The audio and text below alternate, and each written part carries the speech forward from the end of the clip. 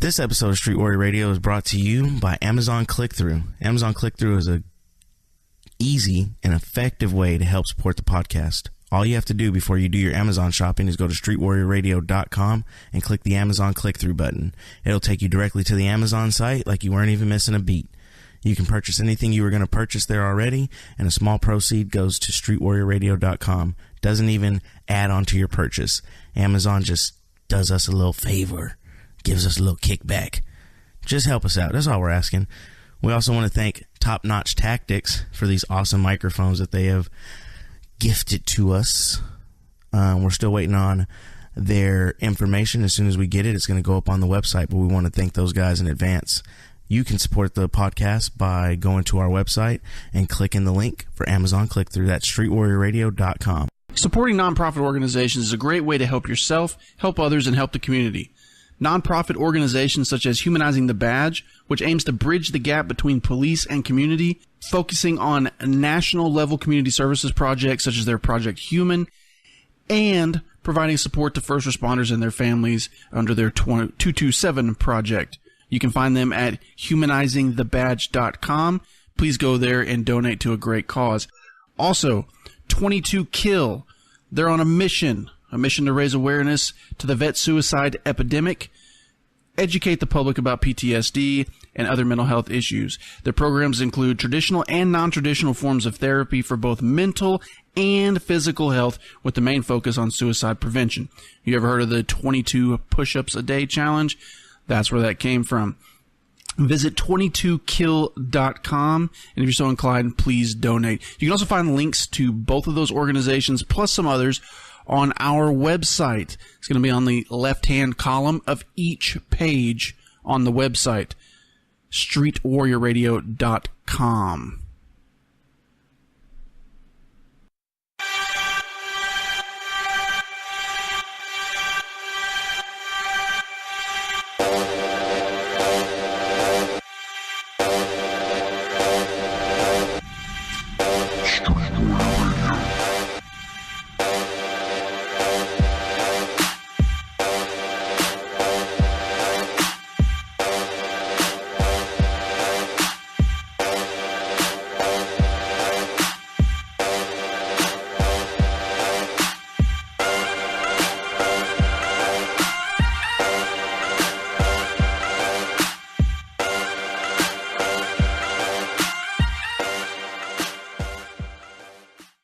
This is Street Warrior Radio episode 008 with your hosts, Big Bo and me, JC. You know, the goal of this podcast, obviously, as you've heard, is to share life lessons we've learned both on the street and at home as cops. In doing this, we also want to be able to bring people on the podcast and interview them, especially people who have had an impact in the world in some way, and in doing so, overcame their own challenges to achieve success. This episode features our very first guest, Deputy Hookem, who is not only an amazing guy and a great cop, he's also a social media and music success.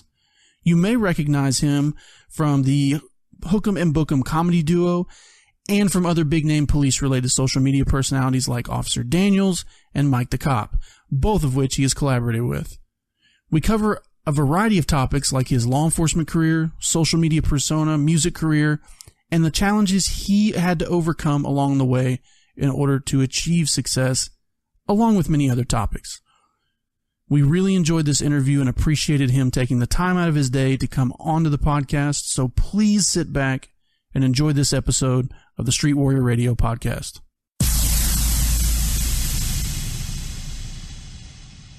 Deputy Hookem, welcome to the podcast. What's up, man? Thanks for having me. I appreciate it. And we definitely appreciate you coming on. So we want to take an opportunity to kind of pick your brain a little bit, and maybe for people that don't know all that much about you, can you kind of give us a little rundown of who you are, where you come from? Yeah, absolutely. I've been a police officer since about 2012, and I live in the Southern California, San Diego area. And a couple years ago, Deputy Bookem and I, who actually met in the academy back in 2012, started watching some social media videos and saw Officer Daniels on Vine when Vine existed. Yep. I've always been a entertainer, I guess you could say. Growing up, I always loved acting and music and all that stuff. And I thought, I could be funnier than this guy. Like, I'm going to get more followers than him, right? So, of course, yeah. So I started making videos, and actually one of them caught the attention of the famous Officer Daniels. And nice. He started following me, and we started talking and became pretty good friends. And Bookham jumped on board as soon as that happened because he was a huge Officer Daniels fan.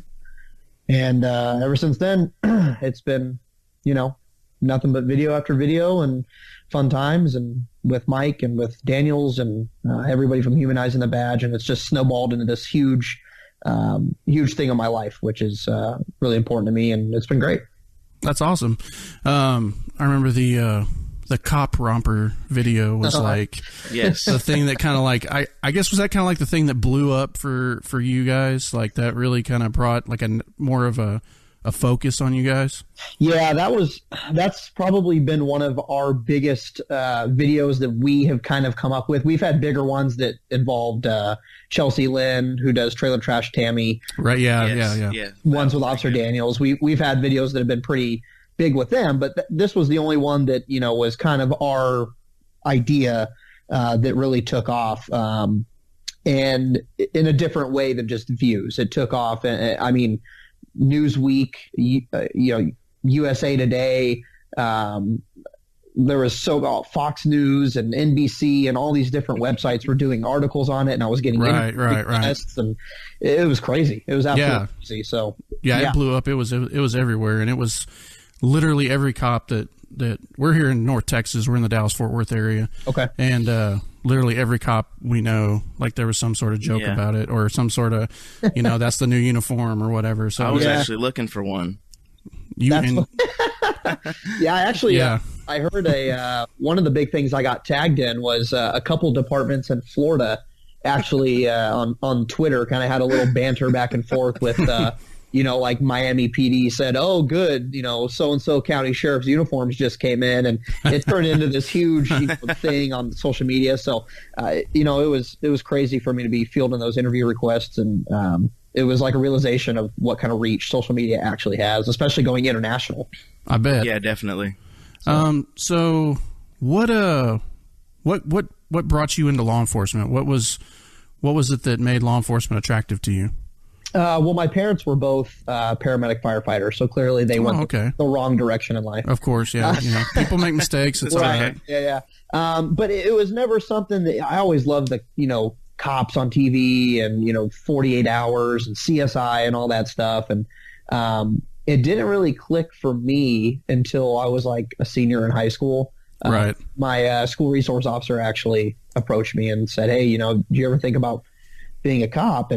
And I kind of laughed because if you guys have seen me and Bookham in videos, or if anyone out there's met me in person, you understand that I'm like 5'6" and not a big guy. And in high school, especially, I was much smaller and weighed like 120 pounds, 115 pounds. And I just kind of laughed. I was like, yeah, okay, like that's never going to happen. But as soon as I was getting ready to go to college, it just kind of clicked. And I was like, that would be freaking cool. Like, I want to be a cop, Yeah. And I got started in an Explorer program early on with my local department, and I've been there ever since. They've taken care of me. They hired me. They've taught me everything, and now I'm being able to teach the new recruits that are coming out. And so it's been easy for me. I guess Sure. A lot of people have a hard time getting hired and going through that process, but it was natural for me, and obviously I think I made the right pick. Yeah, and that the hiring process can be a real beatdown for a lot of people, especially people like in my experience. I've worked for two different agencies, both a very large agency in the Dallas area and then now a very small agency, and the contrast in cultures and hiring processes and all that can be a lot for people, especially in the transition phase when they're moving from department to department. Right. But that being said, what made you now, with everything that's happened with you in social media, and has it diminished your drive at all for the job, or are you kind of looking towards the future of like getting out? Not trying to like get you to reveal anything or whatever, but like, has it kind of opened your eyes to a different different side of the world, different side of life, the business, entrepreneurial aspect of everything? Yeah, I think the biggest thing that we've kind of dealt with is when we started kind of doing the social media stuff, this was right around Ferguson era. Right. Okay. And I think before all that happened, the job was just fun. It was sure. Yeah, absolutely. You're out there running and gunning and arresting people and hooking and booking, no pun intended. And it was everything. I mean, I could not wait to go to work. Right. I would literally count down the weekends like, okay, only 2 more days till I go back to work. And, I think once Ferguson happened, we see what's kind of become this so-called Ferguson effect. And absolutely. And without a doubt, I think every cop in the country, if not even some internationally, have dealt with that. Doing social media is a great outlet for me, for one, because I'm able to do the comedy and to do my music and to do those different things. However, I have noticed that doing social media has opened me up to this nasty world of anti-law enforcement because it's always coming at us. Sure. Oh, yeah. Whether that be in articles that were sent or read or people commenting on things or, even people who are doing it out of the goodness of their heart, my Snapchat followers or whatever, like, oh, did you hear about this? Did you hear about that or this or that? Or sharing with me their things that they're going through mentally or things that they're going through on the job. I'm not balancing me anymore. I Sure. feel like in a way I'm balancing a lot of cops in the country, and that's fine. But it's sometimes, it can be overwhelming and can affect me at work sometimes. But I just try every day. I go to work and realize I have a job, and I got to do that job just like every other cop in the country. Absolutely. Yeah. And you know what's interesting about that? So I've been doing this. I've been in law enforcement since 2006, and it's you're right on the money on the so-called Ferguson effect. Back in the day. It seems like it was forever ago. Right. But back then it very much was. And you're right. It was very much chasing the bad guys down, running and gunning, doing all the fun stuff, and it was exciting. It was. You get to work and you're just like, you would almost, if you didn't have any responsibilities, like I'd do this for free. It's that much fun. There's so much passion behind it. Oh yeah. And then after Ferguson and all the media backlash, political backlash, etc., it seemed like the job kind of changed a lot, both internally and externally. And I think it's really cool that you have taken your message, because I look at the way that you and others like you, Mike the Cobb, Officer Daniels, Deputy Bookham, and others who have worked really hard to try to erase some of those negative perceptions, right? And reach out to people that may otherwise not give you the time of day just because of the uniform you wear. And that's a very similar focus of our podcast, is to do the same thing. Just in looking at our life lessons and looking at things we've learned both on the job and at home, and trying to show people, hey, the only difference between us and you is our job. It's what we do for a living. And I think that's really cool that you guys have been able to do that, and successfully so. Yeah, well, I appreciate that. Yeah, I always kind of compare people's dislike of law enforcement to when I'm speaking with people that are open but obviously have some concerns. And I said, hating a cop because of something that happened 2,000 miles away, hating a cop in your city, is like hating an electrician because you had a power outage. Right? Sure. Yeah, absolutely. That's actually a really good comparison. We are, as law enforcement, the face of the government in the country. There is no one who deals with the government other than when they see law enforcement or when they see the president on TV or they hear about laws. That's it. Yeah, for sure. We're the face of the government. We are everything of the government. And that's, I think, why we take a lot of that backlash, is because people are mad about whatever, and then they take it out on us. And it doesn't help that half the people are drunk or high or whatever else sure. we deal with. Absolutely. But yeah, it's gotten crazy. Stuff happens. I couldn't even imagine treating a cop or oh no, yeah, no doing way. Whatever these people do, I couldn't imagine doing that ever in my life. No, growing up, even as much of a turd as I was, it was, you know, if for any reason I was talking to a cop, it was like, yes, sir, you know, or whatever. You didn't cross that line, you know, but right. It's different now. And you look, and I think it shows with all the violence towards law enforcement. Yeah. Yeah. And I think it's a cycle. I think it'll come back around. Yeah, for sure. You know, unfortunately, I think the things that cause that are major events like 9/11, sure, which obviously we don't want that to happen again. But those are the things that gets people to kind of realize, like, wow, you know, all this hate that I've been giving towards first responders or the military or, you know, my neighbor, who cares? We all kind of were like, wow, we need to be together. Yeah, and you even saw that after the July 7th deal in Dallas, you know, kind of temporarily, I guess, in a way. I think it's gotten a little bit better, at least in our area. I can't speak for the rest of the country, but in our area, it definitely, the support kind of changed. You see a little bit more of it now than you did prior to that. Well, yeah, and I mean, even in, you know, when I went to Dallas after that incident, I have been to Ferguson and met with people who were protesters in Ferguson and met with people at Ferguson PD. And even there, in a town that you would think is so divided and so broken over this horrible thing that happened, you know, it really drove them. What we see in the rest of the country is we see this division. We see the hate. We see the anti-cop and anti-protester and, you know, patriots and, you know, terrorists and whatever people want to label it. Sure.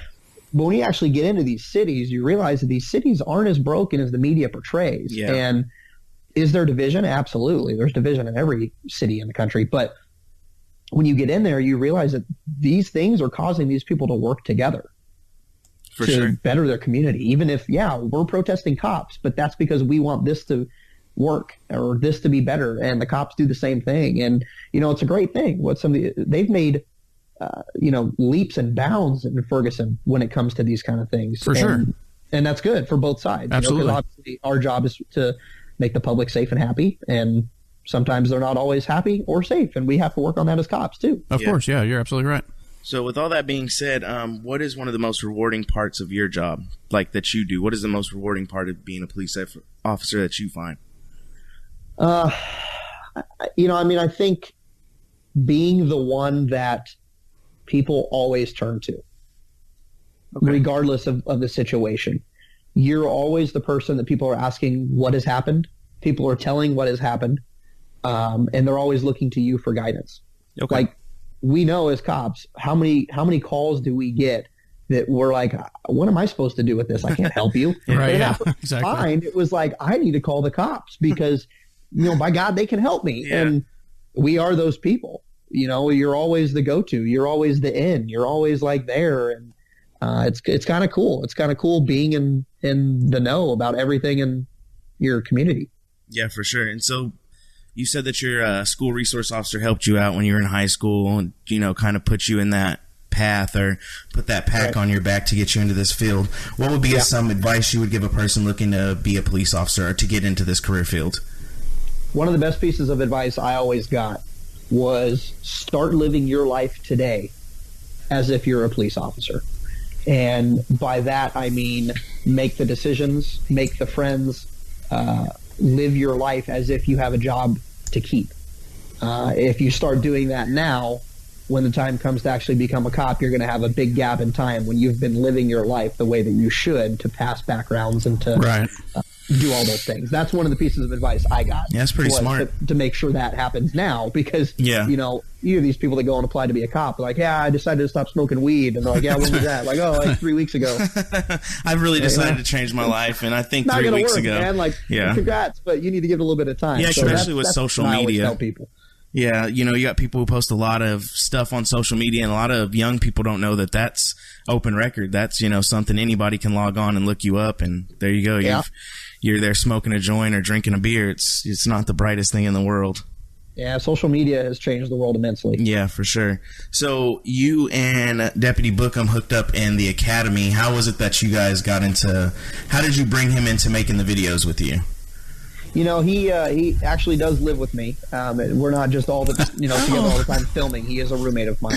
Cool. So it's him and I and my girlfriend, Deputy Misdemeanor. If you guys have seen, I have seen her. Sure. Yes. So all of us have a happy blue family in this house, and but you know, he didn't want to do it at first, and I kind of just kept doing the videos, and finally he caught on and saw the friendship I was building with Officer Daniels, and he was a huge Officer Daniels fan. I think that was part of it. Oh, okay.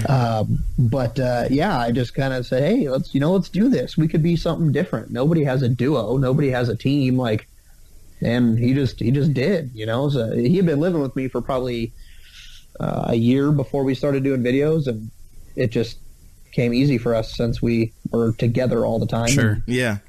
So that's kind of how we approached the podcast. It was kind of like, hey, there's some other law enforcement podcasts out there, but I don't know. They don't, the ones that I've heard anyway, I'm not trying to down anybody else's work, but I felt like what we had to offer was something very much in the same vein as what you're talking about, just in the podcast format.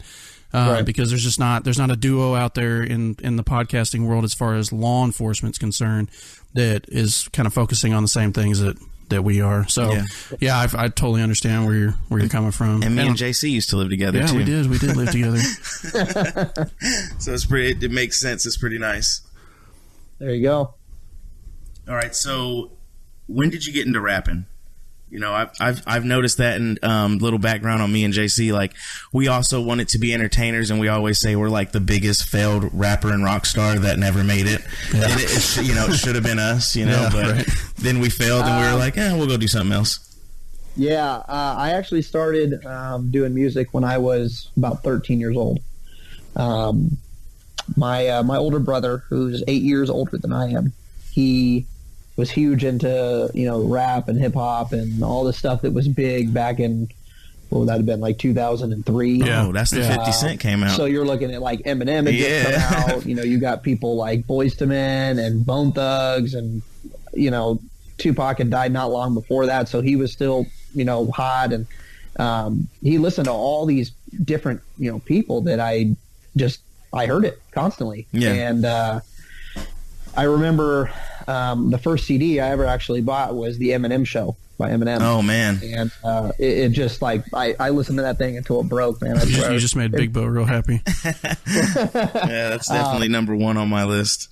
Oh, yeah. A phenomenal album. Yeah, from to beginning back, to end. Yep. And I think, I started kind of like, I guess same thing with the videos. I kind of was like, well, I could do that. Like, why not try it? He looked like me. It made sense. And I didn't understand any of that at the time, but I just started writing poetry, and eventually I started kind of putting it to rhythms and to music, and actually got on LimeWire and downloaded some bootleg copies of some editing software. LimeWire, man, the giving your computer the AIDS. The dark web before it became the dark web. Yeah, right. Yeah. So I got some, basic little editing software on there called Cool Edit Pro. Man. And I got like a microphone from like some PS2 game that you plugged into the PlayStation so you could get the commands. Hey, whatever works, right? Yeah. And so I started, recording these songs that were absolutely horrible. But I just kept at it, and I did that for a couple of years. And by the time I was 16 years old or so, I started getting some attention locally in my town and in my school, and eventually actually signed on with a manager and did some touring on the East Coast. And and I did that pretty heavily. I went up to LA constantly. I performed in Compton. I performed in Watts. I performed in all these areas. That's what's up. I was trying to make some kind of mark. And I got real big into it. And then I realized I need a career, and I got to go to college, and I got to do things the right way. I don't want to live in mom's basement forever. Yeah, so, that tends to be an issue. Yeah, my mom's a sweet lady, but not going to work for me. I had to get out, and grow up. Yeah. But I stepped away from it for a while and did college, and it kind of faded away. And ironically, it goes back to our videos. Officer Daniels one day calls me, and he says, "Hey, is this you?" He starts playing something in the background, and I'm like, "Shit, yeah." Like, man, who gave you that? He's like, "Dude, somebody that knows you is a follower of mine and sent me this link to some music of yours." And it was some old school, just horrible music. And you're like, oh shit, no, what to say? Yeah, I'm like, damn, man, like my idol, Officer Daniels, thinks I'm a loser. He called me out, son of a bitch. And he goes, man, this is really good. Like, you need to do something with this, with law enforcement. There's nobody doing law enforcement rap. That's the truth. And that is, that's true. Yeah. Yeah. And I was like, well, so I'll try. Like, I'm not going to, like, I'll try something, let me see what you think. And for the first time in probably 7 years, I picked up a pen and paper and I wrote Wolf Hunter. Awesome. And I sent it to him and said, hey, dude, tell me what you think. Take it easy, and he was just like, holy shit, like you did something with this and you need to do more. And just kept writing and got Wolf Hunter out there as a single, and it blew up, absolutely blew up. And I had no idea it would get as big as it did. And that really pushed me to finish the album. And then I got the album done, and the rest is I guess you could say history. Here I am. So did you get signed by anybody, or do you have a label? No, just all, it all independent. Yeah, that's the best way to do honestly it. is the easiest way to do things now. it. Yeah, now. It seems like, especially nowadays with the way that social media is set up and the access to music now through iTunes and all that. A lot of artists don't even go that route. And they end up getting a ton of popularity just by putting their stuff out there on the internet. Lil Pump.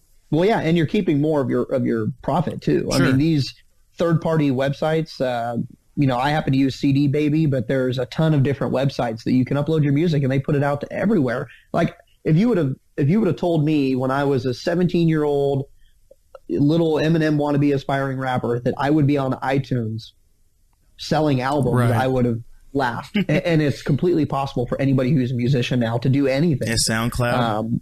And, it wasn't until I got into it that you guys obviously have heard of the song Human with One Time.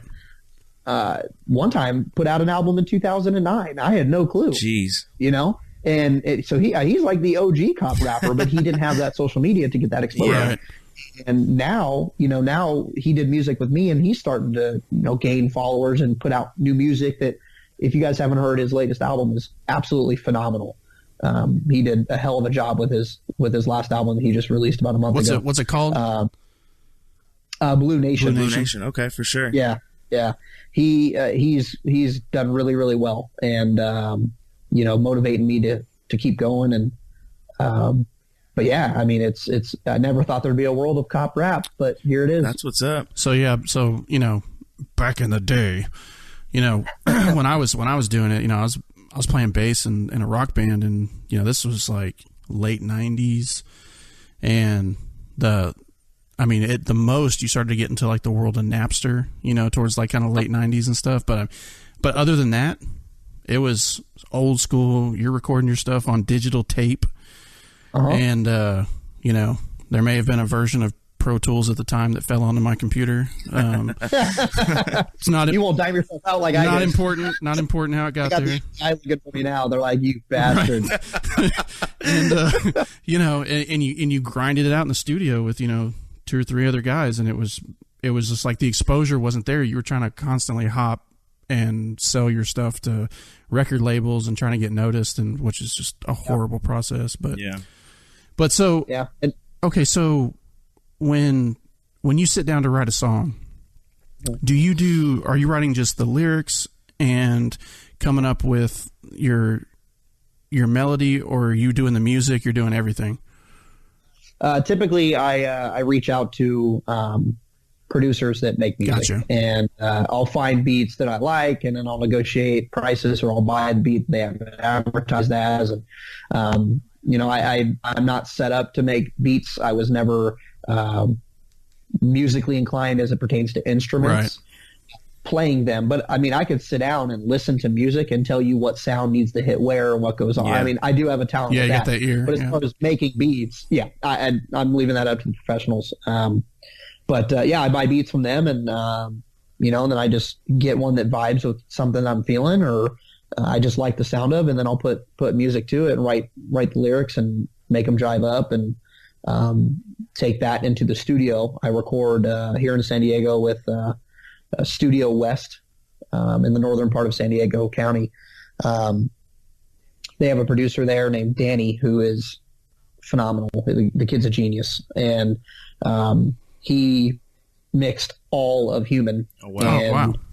It sounded really good. If you guys listen to the interlude on Human, where it has he put that together 100%. I gave him the clips, and he created this thing that I think is the most high impact part of the album. And I don't think I'll ever want to use anybody else with my music, because he just gets me. And that's where it's at too. You know, we're working on stuff now for album number 2, and he's doing great. And Studio West is phenomenal, and you know, they've kind of gotten to know me a little bit since I'm there all the time. But yeah, that's my process. I just kind of write what comes to mind, and then I go in the studio, and Danny deals with me changing syllable counts 5,000 times an hour, and adding words or taking words out, or okay, I need to do this again or do that again. And you know, he's super patient, which obviously is helpful because it relieves that stress. But yeah, most engineers and producers are super picky. Oh yeah.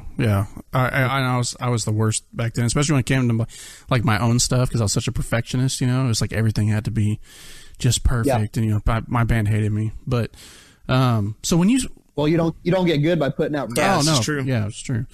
So when you sit down and you're writing a song, does writing come naturally to you, or do you struggle with certain aspects of it? Where do you find your motivation for your songs? You know, is it things you see on the street, or things that you've experienced in your life, or you just kind of take it all in? Yeah, writing has always been a strong suit of mine. I was the kid in school that could forget he had a paper due and write it the night before. Right. Yeah, that was me too. I was the same way. Yeah. So I've always been good with expressing my emotions and feelings into words.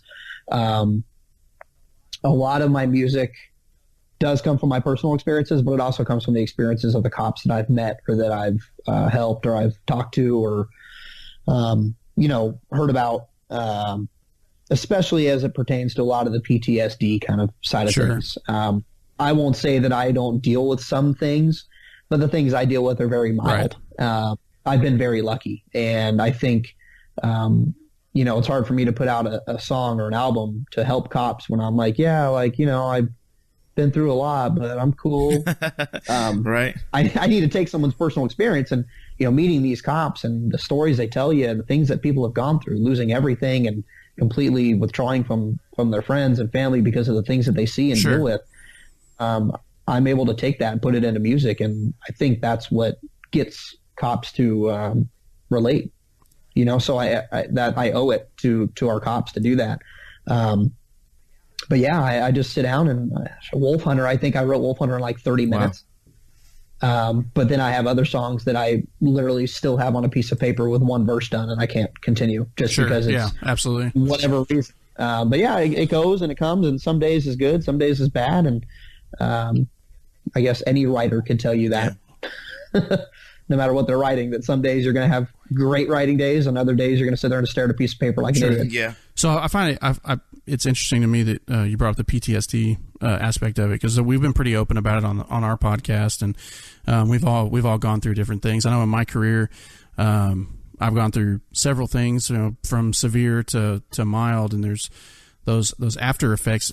Do you find in your area? I don't know if it's area specific, if it's a nationwide issue, but do you find that there's, where you're at, is there a stigma in law enforcement towards PTSD or officers, you know, being affected by different things, or is it kind of everybody's kind of open about it and talks about it? Because here where we're at, it's still kind of a taboo subject, right? Right. I think that's going to be everywhere because you know, we're the heroes, we're the protectors, we're the strong who can go in and fix anything, right? Of course, I think, like, if a partner were to come to a cop anywhere in the country and say, hey, this is what I have going on, that would be dealt with immediately, and they would get help. The problem is not the departments or the people. The problem is the officer that's going through it. And if that officer isn't ready or willing to embrace help, I mean, how can you help what you don't need help? Yeah, so, you can't fix the problem until you acknowledge there's one. Right. Yeah. Right. And I think that's the big thing. And, you know, like, my department is great about providing services and things that people need. But again, you have to reach out. I think we need to focus more on getting services to cops that need it. And by that, I mean giving presentations or reaching out or whatever about, hey, this is okay. You're not weak. You're not going through something that nobody's experienced. We've all had horrible calls, yeah. and obviously ranges from where you work or whatever. One person's horrible call could be a car accident they went to and nobody died because that's just where they work. And one other person's horrible call could be a school shooting or a terrorist attack. And I think we need to focus more on openness within our career. No, I agree. No, it makes total sense. I totally agree with you. So with the music and the videos and the social media following that you have, what are some of the things your chain of command said when they found out you were making these videos and doing the songs? Were they kind of with it, or did they pull you in and talk to you about it? Can you talk about that? Yeah, I've been talked to by a couple people, but nothing negative. Just kind of like, hey, you might want to be careful because you might not, be able to do this or do that, or. Obviously I can't go in an undercover capacity. Because too well known. Yeah, I run into people on calls, even in the public, that recognize me. I rolled up on a car crash one time and I hopped out. I'm like, hey, is everybody cool? Everybody need anything? You need paramedics? And the kid in the car crash is like, oh, crap, dude, I saw you on Facebook last night. That's awesome. So, yeah, it's cool. But obviously that's going to limit what I can do. And I'm cool with that because if I work patrol every single day of my 30-year career, when I help cops, right? Yeah, then I've done my job. But our kind of thing that we do is we just kind of keep it separate. We don't involve our department. Yeah, no. We don't make any of that known. We just kind of do our own thing and keep it separate. And I've never had an issue, never had a problem, and I think as long as I respect those boundaries, I don't think I will have a problem. That's pretty cool. And so with that, have you ever rolled up to a call and someone recognized you and been like, I didn't know you were a real cop. I just thought it was something you did on Facebook or social media. No, actually, no, that hasn't happened. Good. I think, and I think the real reason is I think a majority of the people online believe anything they see. Right. So when they see you, they're like, oh yeah, of course you were a cop. You get people commenting on our videos and they're like, oh, well, that's not how this works or whatever. And you're like, bro, it's the internet. Yeah, right. It's not real, dude. It's a comedy video. Relax, okay? Saying a Spielberg movie. So, yeah, no, I actually have never had anybody doubt that I was actually a cop. That's pretty cool. Are there any books or movies that have had an impact on your life for the better? Like every badass cop movie ever. Right. What's your favorite cop movie, if you have one? Now probably End of Watch, but I've always been a phenomenal Bad Boys guy. No. Bad Boys is like the epitome of badass cop, You got to go Riggs and Murtaugh. I'm on the Lethal Weapon house, but True. But no, End of Watch, it was just so realistic. It really is. Yeah. Especially the whole sitting in the car, their bantering back and forth, it really showed, that's really what we do. That's really who we are. Oh, yeah. Making fun of each other 100%. And talking stuff. That's really who we are. Yeah, it's an incredible movie. That's why I like that. I think that's part of the reason I like the show Southland so much is because it wasn't as realistic as End of Watch, but there was a lot of that kind of real undertones to it that, some things that I don't think any cop TV show had ever had before. Right, and I think the difference is, those guys actually went on ride-alongs with LAPD for I saw that they went to the police academy and they went through all sorts of stuff. Yeah, it was pretty neat that they went through that. Yeah, they did a phenomenal job in that movie. They really represented, I think, what cops go through a lot, and without any political BS. Yeah. Yep. And I think they served the law enforcement community pretty well by doing that movie. Did. So what about books? Is there any books that you've read or that have inspired you or that you've kind of stuck out through your life? The last really I've read some of Lieutenant Colonel Dave Grossman's books, as well as Survival for Law Enforcement that they made us read in the academy. But Grossman's books on on combat and on killing, and those are great books to read because it really kind of helps you understand your own psyche. About why you experience the things you do. and obviously, if you've listened to my music, you know that the sheepdog mentality or the sheepdog theme that Grossman kind of coined is a big part of my music. And I've used his voice on a couple things. I hope that's cool, Lieutenant Colonel, if you're listening. Cause, please don't come after me. I didn't ask you, but yeah, I mean that guy hits the nail on the head for what we as cops have to have to survive. I feel like Grossman has a side of him that like you don't want to mess with. Like there's just like he comes off as very, I've watched his seminars and have read both of those books, and he's a fascinating guy, and he's super smart. But I will say, out of all the current social media, I guess all the big police social media related stuff, you Bookham, Mike the Cop, Officer Daniels, etc.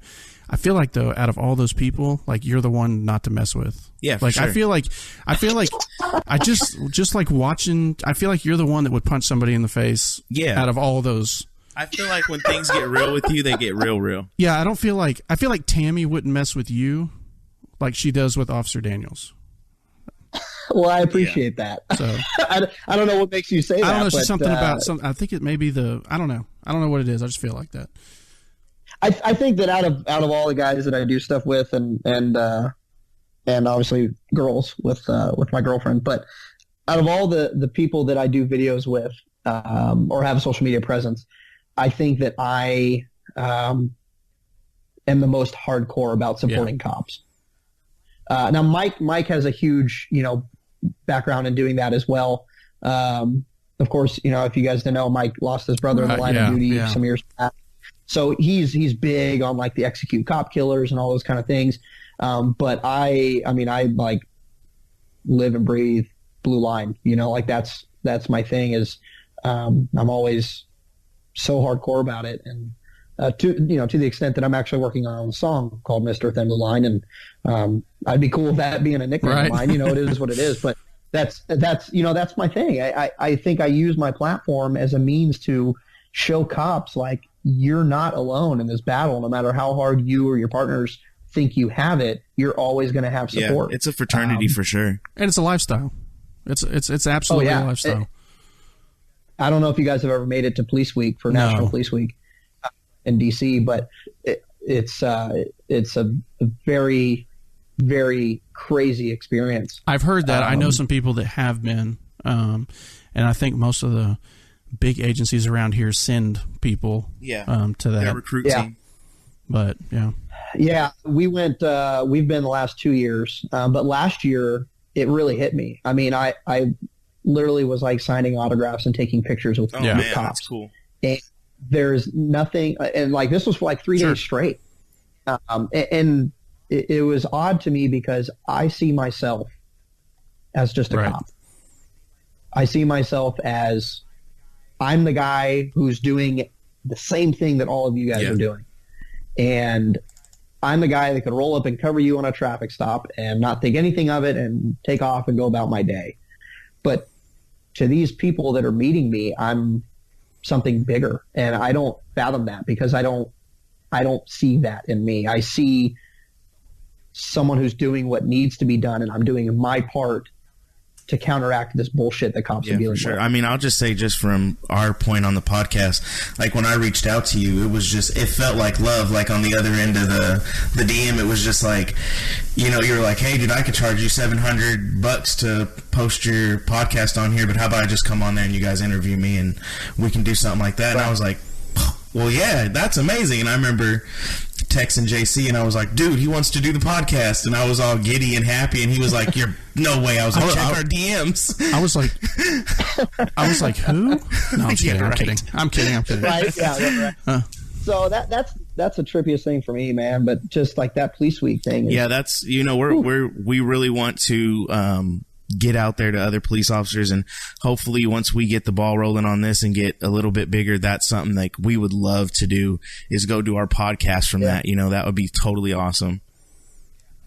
Yeah, and you like walking around, you see all these people that you're like, oh, look, like there's Ranger Up, and there's Relentless Defender, and there's like all these dudes, and they all like know who I am. I'm like, that's pretty awesome. Yeah, I told Nick from Ranger Up, I said, bro, I've been buying your shirt since I was like 18 years old. That's cool. You know, like, so it's, that's an experience. Oh, yeah. If you guys have never, definitely need to go. So, if you were approached to write an autobiography about your life up to this point, what would it be titled and why? That's a serious question.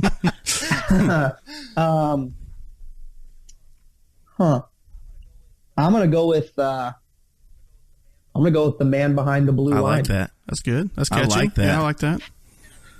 And I think the reason is because I feel, you know, like I don't know how many times I can say this a different way, but I feel like my influence in social media, what I should be doing is putting cops on my back.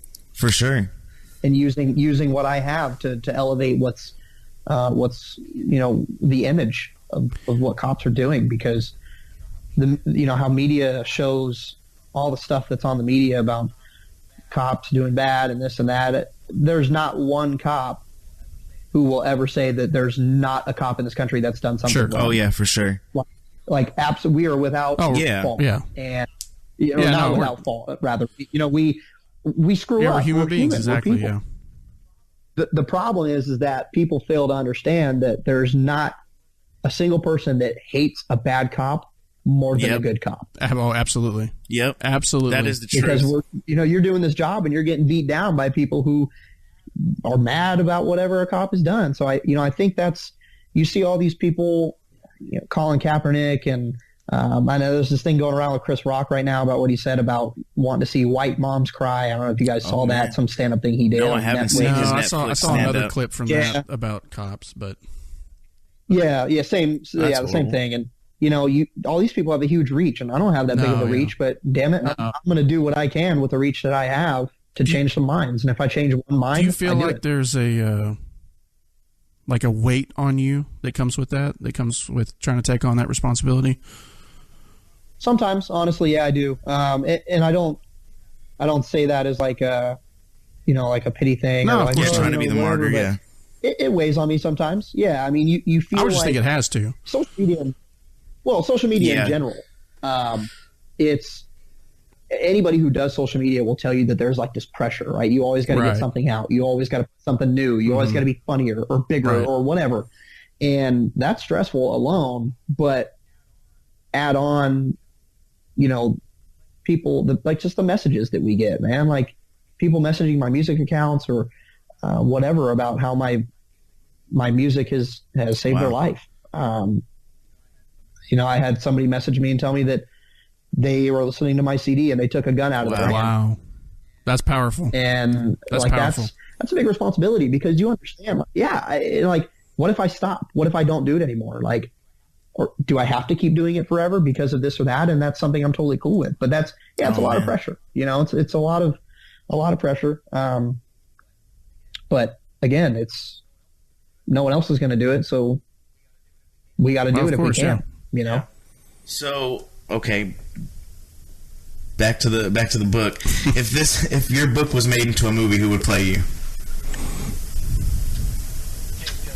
Jake Gyllenhaal. Love the Gyllenhaal. Mainly because he's almost as attractive. Almost. Yeah. Actually, after that movie came out, End of Watch, I actually, at my station, they posted up a bunch of pictures of me and titled it Jake Gyllenhaal. That's funny. That's funny. That is pretty good. He actually has more hair than I do, though. That's how I am. So. God, I hate that too. My barber keeps pushing my hairline back, and he was eventually he told me last time, he's like, I don't know how much. Yeah, he was like, I don't know how much further I can just keep pushing this to make a hairline. You just let it go. Bookham tells me that all the time. He tells me, dude, just call it quits. Give up. Yeah, that's what I do. I just shave it because it's not even worth it. I look like a creepy old man when I let it grow out. I'm only 27. I can't do that yet. See, mine started going like it. I think I would just turn 30 or just after 30. I'll be 37 next month, and it's terrible. I hate it. Mine just started last year, but I want like a real haircut. Quick. It's so quick. It's happened overnight. I balled it. Yeah. So, what are some of the things or processes you do in order to make improvements in your life?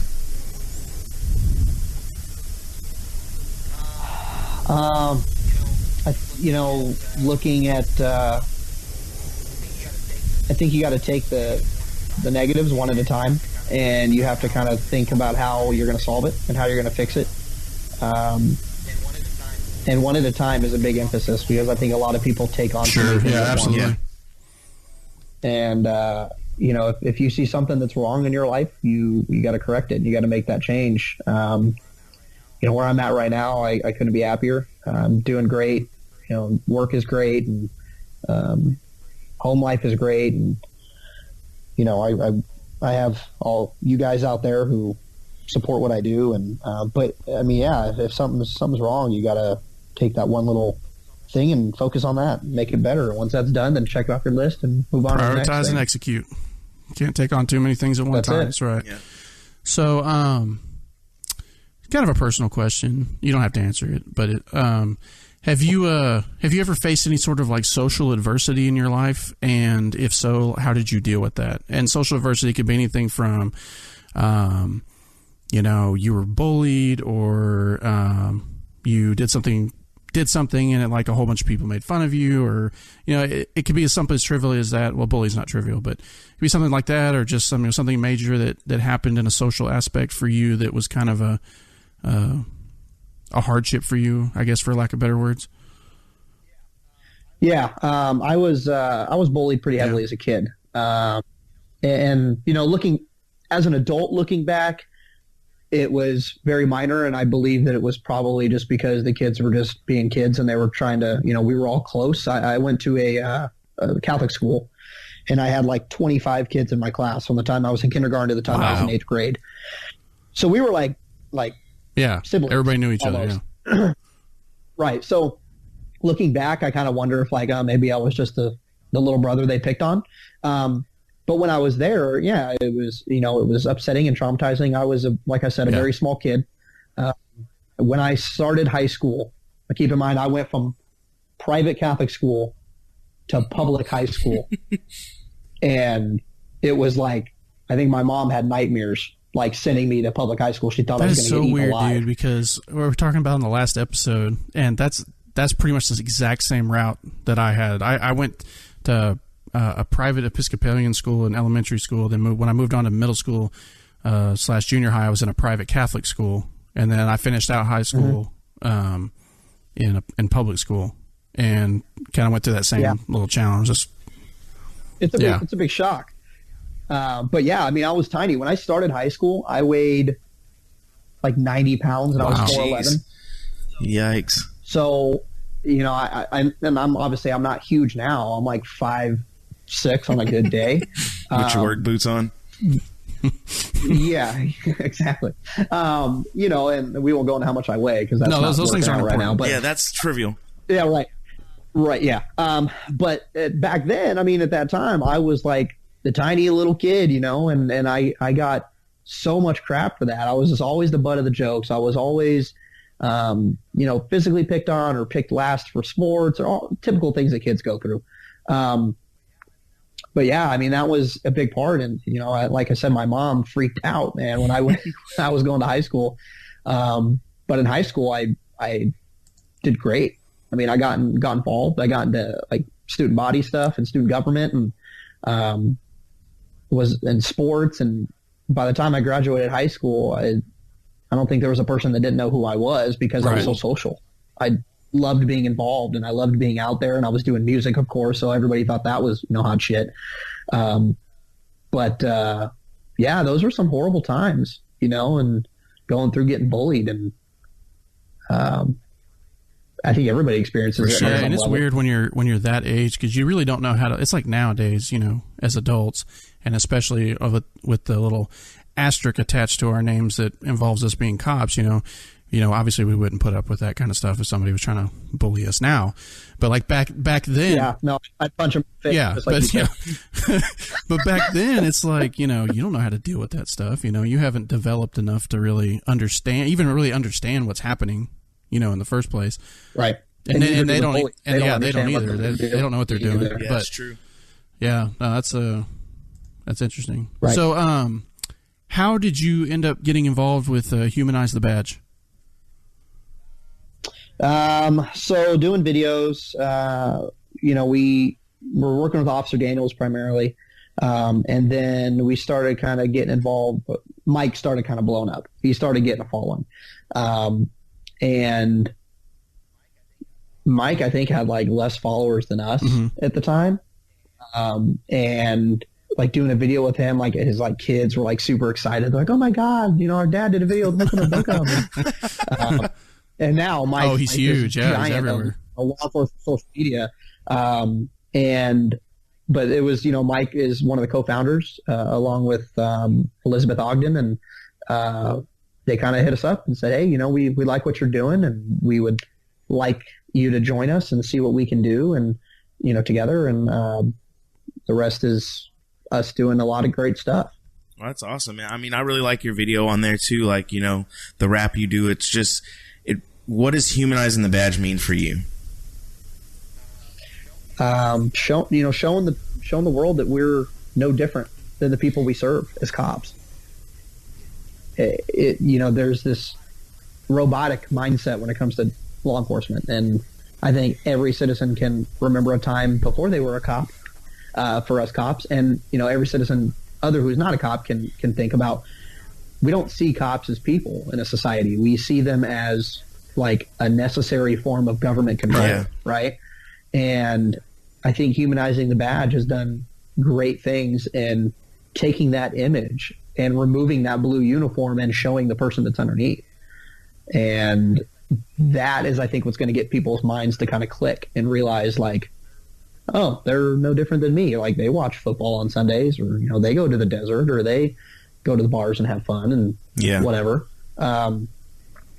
They've done a lot of great stuff, and a lot of the people they've brought on, who have helped with projects and helped with different things that we've done are absolutely phenomenal people, and they're looking to only grow in 2018. So what are some of the 2018 projects that y'all have going on?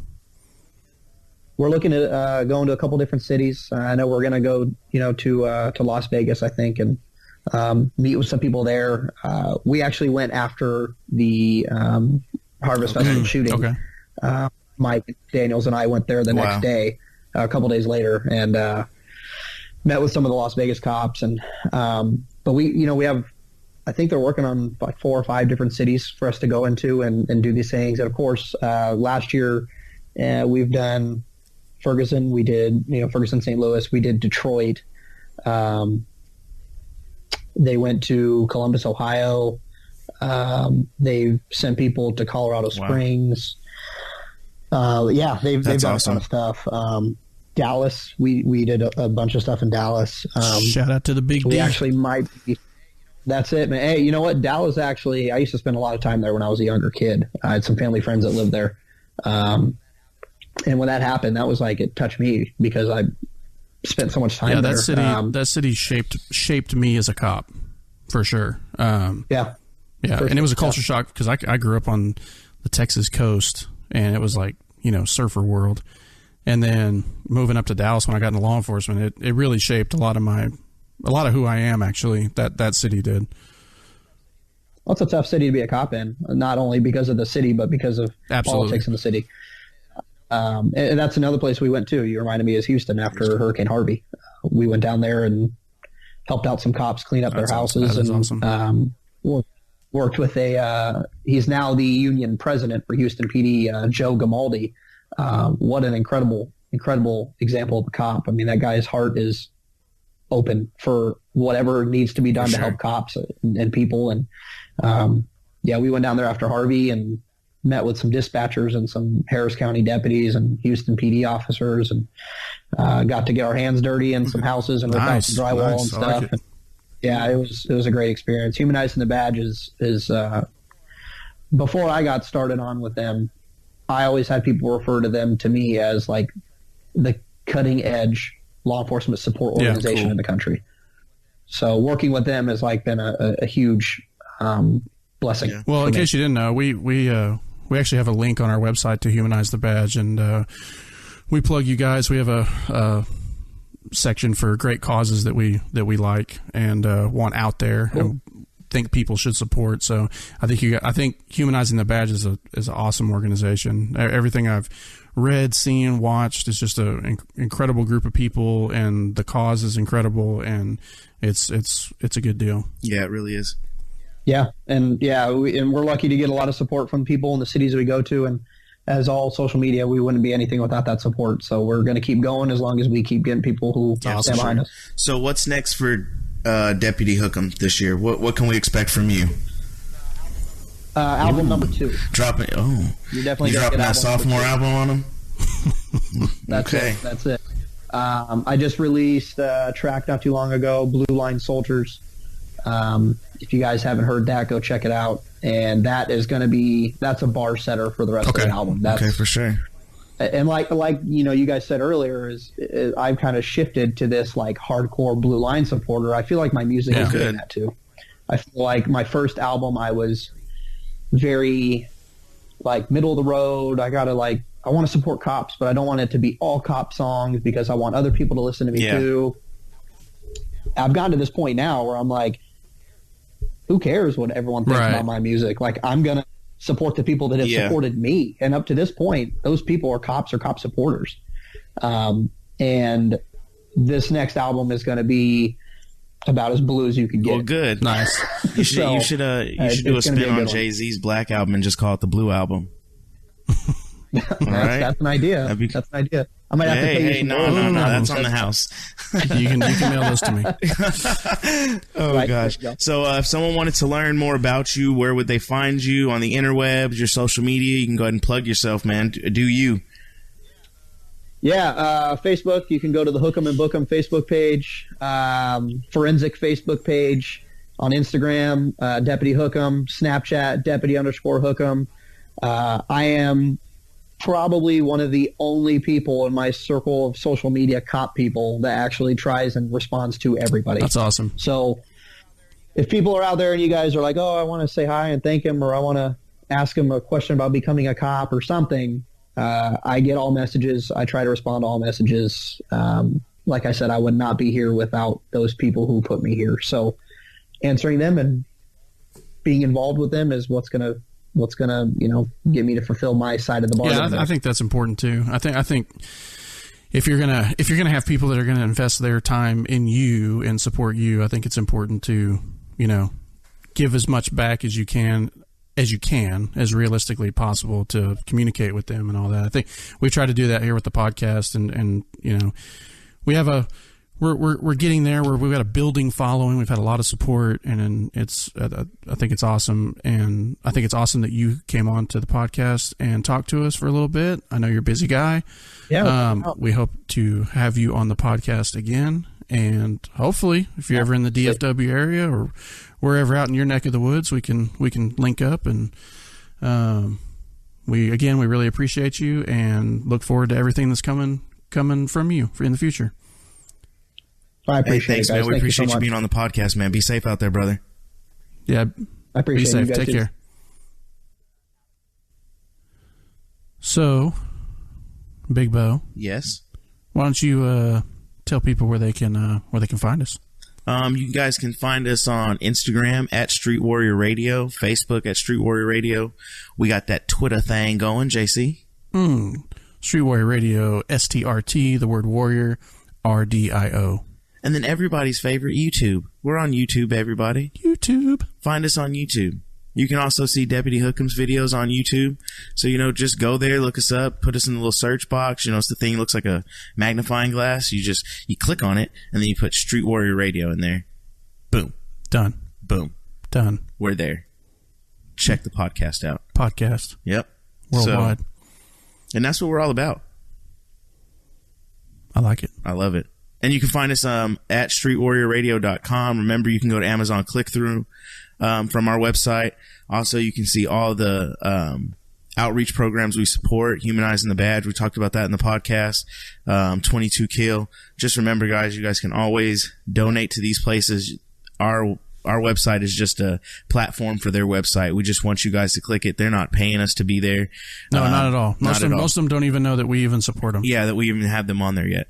So just, if you want to learn more about Humanizing the Badge and 22 Kill and anything else we support, just go ahead and click through it from our webpage and streetwarriorradio.com. And if you have any organizations out there that we don't know about, right, that are good causes that actually donate a majority, and by majority I mean all of their proceeds to, minus obviously operational fees, but of course, if a large majority of their donations are going towards whatever it is that they're trying to help, please let us know. You can contact us, as with everything else, at streetwarriorradio.com/contact, or you can email us at info@streetwarriorradio.com, or any one of our social media platforms that Big Bo has or is about to mention. I don't remember.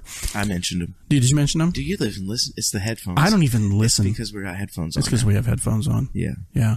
So, that being said, also, war stories. Submit your war stories. Submit your questions, comments.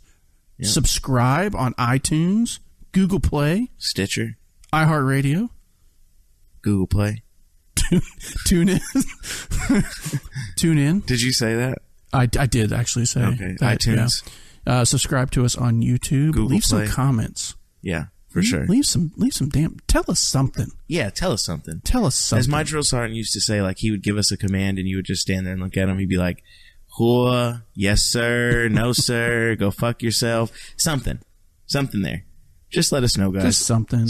Anything. Once again, we want to thank Deputy Hookham for being on the podcast. Super nice guy, super awesome great. Dude. Awesome dude, man. He didn't have to do that, but he did. And we really want to thank him for that. So that's just a little bit from us, and I hope you guys enjoyed the episode. Big Bo's out. Salute. Bye, Big Bo. Bye. So, all that being said, thank you to all the men and women in the armed forces who keep us free, who go out there and fight for us. They're the reason this podcast exists. They're the reason everything exists in this great country. To the men and women of the first responders in this great country, police, fire, paramedics, etc., thank you for what you do, keeping our community safe. To the families of our military and our first responders, thank you for the sacrifices that you make. It is noted, and we do appreciate you. And to everyone else out there who makes the world go around, our supporters, our listeners, and everyone else, we thank you, we love you, and with that, Street Warrior Radio is out of service.